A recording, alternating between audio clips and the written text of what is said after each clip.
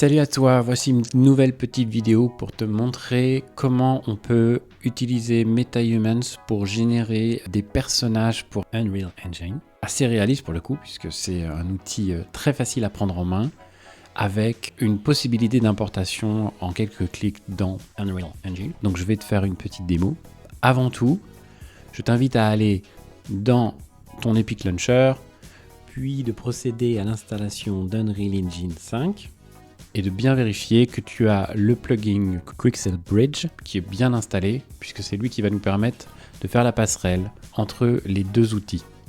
Donc là, il faut ouvrir un navigateur internet pour pouvoir utiliser l'outil MetaHumans Creator. Sur l'adresse metahumans.unrealengine.com, vous allez pouvoir lancer cet éditeur 3D exécuté sur le cloud. Et pour cela, il faut préalablement vous connecter à votre compte Epic, puis cliquez sur le bouton « Lancer le dernier Humans Creator ». L'initialisation de la session peut prendre 1 à 2 minutes, donc soyez patient. Le chargement est à présent terminé. Voici des personnages que j'ai précédemment personnalisés, ici dans mes MetaHumans. Donc ce qu'on peut faire, c'est aller dans la section « Créer » pour vous montrer le processus. Alors des fois, quand on clique sur l'interface, il y a des petits délais suivant la disponibilité des serveurs. Et sur la gauche, on a un ensemble de présélections. Par exemple, on va peut-être partir sur, je sais pas, Anna. On va attendre qu'elle s'affiche. Voilà. Là, je peux déjà tourner autour, zoomer. Et là, on va faire créer la sélection. Donc, je vous présente rapidement l'interface. Ici, on a l'ensemble des raccourcis clavier. Ici, la barre d'animation avec les types d'animation qu'on peut afficher. La tristesse. Waouh, je m'y attendais pas à celle-là. Après, bon voilà, votre travail d'animateur et ou les packs d'expression que vous allez importer pour vos scènes ou pour vos interactions. Donc on va la remettre au repos, s'il vous plaît. À gauche, ici, on va avoir les différents paramètres qu'on peut personnaliser. Donc ici, on a une base de fusion, comme on appelle, qui permet effectivement de faire un mix entre plusieurs presets, permettre d'adapter des combinaisons. Donc, par exemple, si je voulais la mixer avec Bernice, et puis avec un peu de Adley. Voilà. Et il m'en faut un dernier. Avec Lena, pardon. Donc là, on a des points de contrôle qui se sont affichés sur son visage. Ça veut dire qu'en gros, je vais pouvoir dire pour les lèvres, je souhaiterais partir un peu plus sur ce personnage ou ce personnage. Donc, ça nous permet de voir un peu ce qui nous adapte. Moi, je préfère prendre les lèvres de Lena. Au niveau des yeux, on voit si on reste donc sur l'original ou si on switch sur d'autres. Donc ça nous permet de voir un peu ce qu'on fait.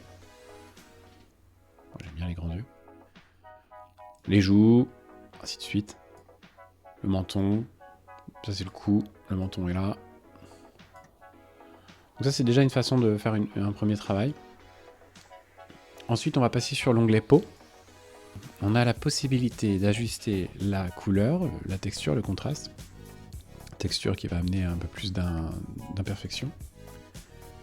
Je vais désactiver le mode fusion pour enlever les points sur le visage. Je trouve ça un peu puissant en texture. On peut ajuster aussi les taches de rousseur, si on souhaite en avoir plus ou moins.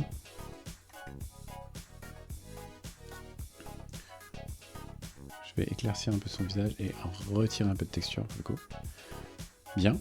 Au niveau des yeux, travailler la couleur des yeux déjà. Et puis après, les détails au niveau de l'iris, ce qui est assez impressionnant. Là, je vais essayer de me mettre dans la lumière, qu'on voit ce qui se passe.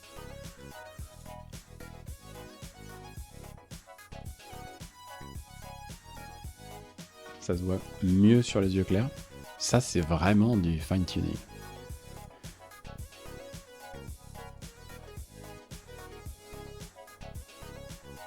Après, les dents. Les dents, moi, j'aime bien les travailler en général de façon un peu plus blanche. que le réglage par défaut.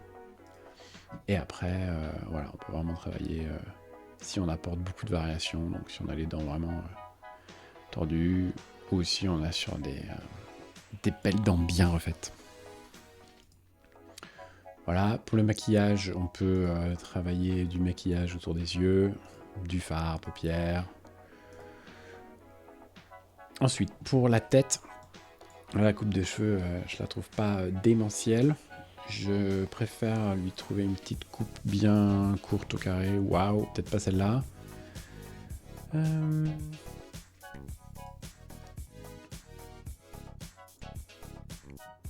Peut-être celle-là. Ah, c'était celle d'origine. Ou presque. Wouh. J'aime bien l'idée que ça soit dégagé. Puis retravailler ses sourcils si on veut quelque chose de plus léger. Voilà, par exemple, c'est bien. Grand cils. Moustache et barbe. Allez, je vous montre juste pour les délires. Hein. Vous êtes prêts? Mademoiselle voudrait un peu de barbe. Ça lui va pas du tout. On est bien d'accord. À moins que ça soit un petit moine Shaolin déguisé. Proportion du corps. Donc ça adapte aussi le visage hein, quand on travaille sur les morphos du corps. Oui, elle était vraiment mince l'autre, donc je pense que c'est pas si mal. Et après, on peut travailler des éléments de vestimentaire de base, hein, puisqu'après on est libre de pouvoir adapter nos vêtements dans le soft, dans Unreal Engine, je veux dire. Donc ce que je vous propose maintenant, c'est qu'on sauvegarde ce modèle et qu'on l'importe dans Unreal Engine. Toutes les modifications sont sauvegardées en temps réel sur votre compte. Donc là, vous pouvez retourner au menu, Mes MetaHumans. Et voilà, maintenant, on a à nouveau notre Anna qu'on pourrait renommer. Donc on peut fermer cette session dans le navigateur et retourner dans le launcher Epic. À présent, vous pouvez lancer Unreal Engine. Ici, on va ouvrir une scène de base troisième personne. Et à présent, on va aller dans Window, Quixel Bridge. Ici, si ce n'est pas le cas, je vous invite à vous connecter. Maintenant, dans le menu de gauche, allez sur MetaHumans Preset. Et donc vous avez ces presets. Et en dessous, vous avez My MetaHumans. Et donc vous retrouvez vos créations, vous appuyez sur le petit bouton de téléchargement. La génération est assez longue, elle peut prendre quelques minutes.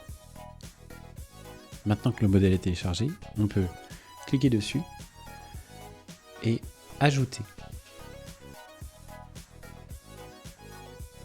Si vous avez des plugins manquants, vous pouvez les activer pour ce qui est du contrôle rig et des autres. Il vous faudra redémarrer Unreal Engine.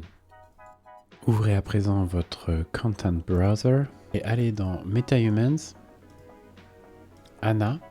Et donc ici, vous avez maintenant votre Anna que vous pouvez placer dans votre scène. Oui. Vous pouvez maintenant l'utiliser, la connecter à votre squelette et travailler avec. Dans de prochaines vidéos, je vous montrerai comment faire cela. Voilà pour cette vidéo. Si vous avez aimé cette introduction à comment utiliser MetaHumans et l'importer dans Unreal Engine, laissez-moi un petit commentaire, posez-moi vos questions et on se retrouve très bientôt pour une nouvelle vidéo.